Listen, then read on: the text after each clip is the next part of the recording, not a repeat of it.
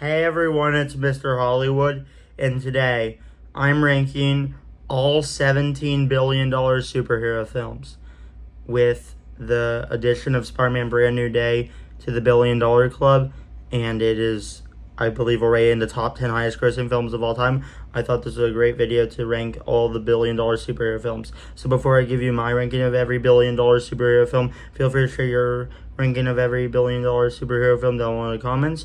And let's begin. So, coming in number 17, I'm going to go with Avengers Age of Ultron, which I don't think any of these are outright bad, but Age of Ultron is still not a great movie. It is definitely a bit of a mess at times. And while there are some cool action set pieces, and I think its highs do match its predecessor, overall I found the movie to be, just very choppy, and I thought Ultron's origin was very rushed, and overall I just don't think it's a great movie. Now coming in number 16 is Captain Marvel, which, Captain Marvel I think does get a little too much hate. I do think there is a lot to enjoy about it, but I also think even though it has some really nice action, and I actually do like Captain Marvel for the most part in this one. I also didn't really like the villains that much in this. Now coming in at number 15 is Joker, which I know a lot of people would probably be higher. I've never been in love with Joaquin Phoenix's Joker. I think he did a great job, and I think Joaquin Phoenix is a great actor, and I think Joker in this, his arc was good. I've just never, gotten, attached to it. And while I do think this was, a good movie, and, I do think it was well made, and I think it was well directed, I don't really go back to this. So it's while I do think it's a good movie and Joaquin Phoenix did a great job, it's still one of my least favorites on this list overall. Now coming in at number 14 is Iron Man 3, which I just want to say up front, I really hated the Mandarin twist in this, and I did not like Aldrich Killian as a villain. But I also do think the film did do a good job, though, of showing Tony Stark's PTSD after the events of the Avengers, and seeing how, Tony would be when, he kind of has to take care of a kid during the film.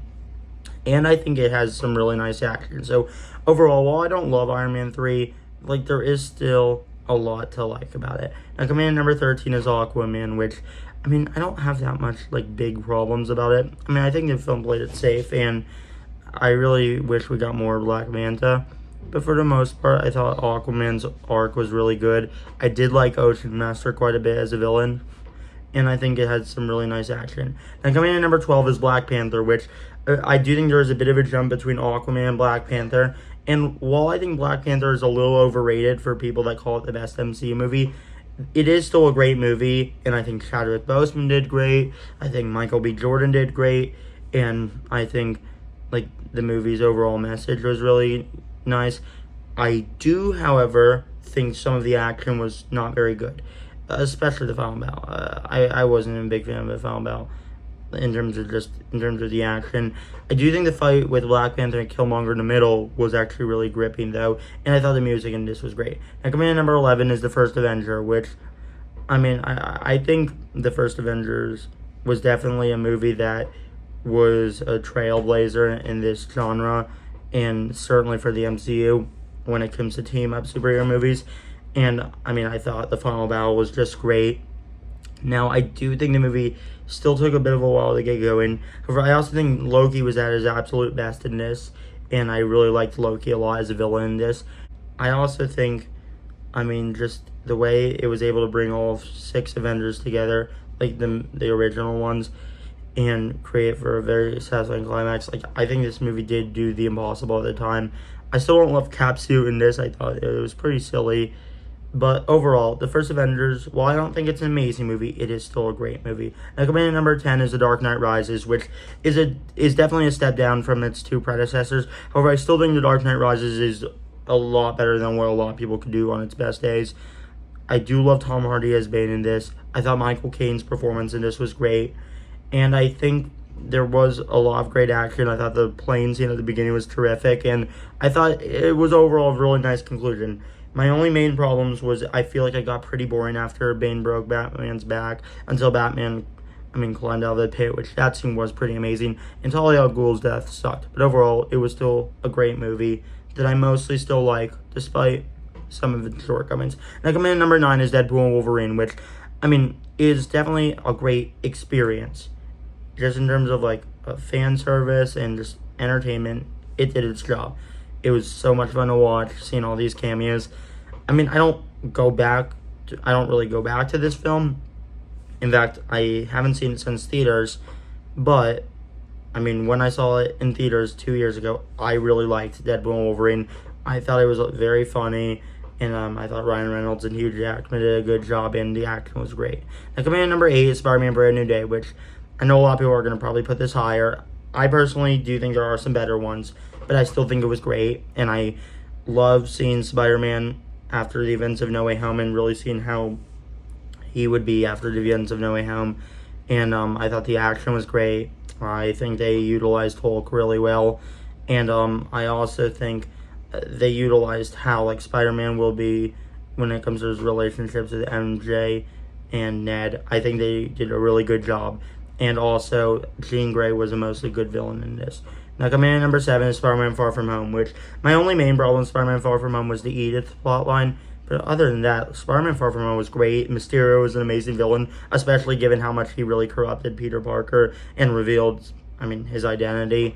And I really think this really built Spider-Man and MJ's romance very well. And it did a great job of showing the events after Avengers Endgame. So yeah, overall, Far From Home was great. Now coming in at number 6 is The Incredibles 2, which, yeah, The Incredibles 2, even though it's not connected in DC or Marvel, it is still better than a lot of superhero movies. Incredibles 2, I know a lot of people were disappointed because a lot of people don't feel like it's better than the first. Well, Incredibles 2 is actually my favorite Pixar movie, but the first one would still be pretty neck and neck with Incredibles 2, but the first one didn't quite make $1 billion.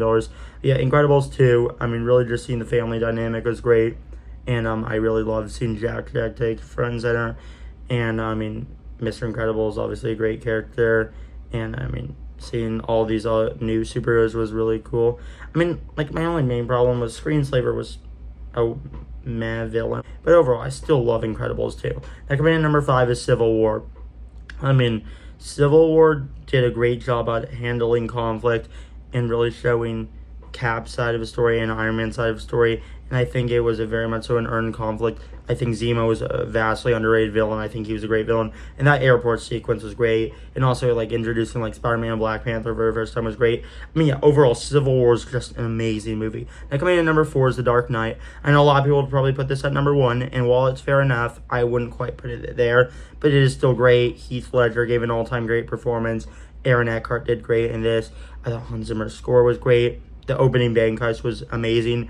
Batman taking the fall for Harvey Dent at the end, I think that was a very powerful way to end it. And I think, the movie overall was just such a monumental superhero film that really changed the game. I still don't love the Bale Batman voice, but overall, The Dark Knight's still a fantastic film. Now coming in at number 3, and I think this is personally the best film on this list, but if I'm just going by favorite, Avengers Infinity War will be number 3. I don't really have anything bad to say about it, though. It was just amazing beginning to end. Thanos, all-time great villain. Just seeing all the Avengers work together to try to defeat Thanos was just so entertaining. And Thanos ultimately gained the victory. Left everyone shocked, but it was a heck of a way to end the film. Now, coming in at number 2 is Avengers Endgame.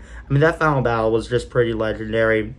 And Iron Man's final sacrifice was just beautifully done. And the time travel stuff was really entertaining. And really just seeing how people dealt with the apocalypse after the end of Infinity War and how everyone grieved at the beginning, I think it was very powerful. Overall, I think Avengers Endgame is just an amazing conclusion to this era of the MCU and an amazing conclusion to Iron Man's story and Cap's story. And we'll see how they handle Cap's story going forward in Avengers Doomsday, but yeah, overall, Avengers Endgame, it's just such an amazing movie. But coming in at number 1 is Spider-Man No Way Home, which, is just such a special film. It was a true gift to Spider-Man fans. Just seeing all 3 Spider-Man, who I feel like did more than just, serve the fans, which, it definitely did, and they did an amazing job. But they were also a necessity for Spider-Man, well, specifically Tom Holland's Spider-Man's arc. Willem Dafoe returning as Green Goblin was just legendary. And him killing Aunt May was just very powerful, but very sad. But yeah, overall, the action just was great. And overall, this movie was just an incredible film and an incredible experience beginning to end. So yeah, for me, it is my favorite $1 billion superhero film. Now, thanks for watching. Feel free to share your ranking of every $1 billion superhero film down below in the comments. And this is day 111 of my 300-day posting streak goal. Now, thanks for watching, and peace out.